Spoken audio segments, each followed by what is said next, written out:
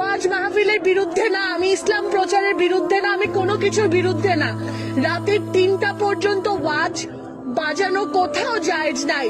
Number 2 number কথা, আপনারা এখানে ওয়াজ করছেন, এখানে যতটুকু কথা, আমি একটা মেয়ে হয়ে যদি আমার কথা এখানকার সবাই শুনতে পারে, কেন আপনি ওখান থেকে কথা বললে এখানকার মানুষ শুনবে না?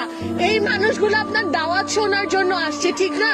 কিন্তু এই যে মানুষগুলো, এখানকার শিক্ষার্থীরা, এই যে মাইক বাজানো হচ্ছে, এখানে একটা মাইক দেয়া, কিন্তু আমার বাসার সামনে আরো একটা মাইক দেয়া, যেটার কিন্তু কোনো প্রয়োজন নাই।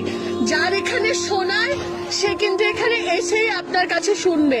আমার এটা নিয়ে কোনো সমস্যা নাই, কিন্তু আমি আমার সমস্যার কথা 999-এ জানাইছি, আমি আমার প্রক্টোরিয়াল বডিতে জানাইছি, আমি পোস্ট করছি, কোথাও না হয়ে আমি একা একটা মেয়ে আজকে এখানে এসে দাঁড়াইছি আপনার কাছে।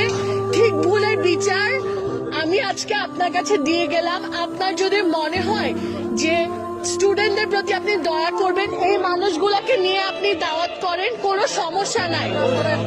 আপনাদের কারোর বিরুদ্ধে আমার কোনো অভিযোগ নাই।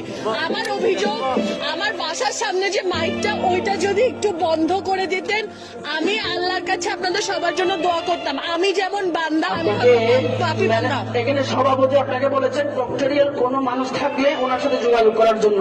এই বিষয়ে আপনি আর কথা না বললে আমরা আপনার কাছে কৃতজ্ঞ থাকবো। আপনি একজন নারী মানুষ, আপনাকে শ্রদ্ধার সাথে বলছি আপনি এখান থেকে চলে যাবেন।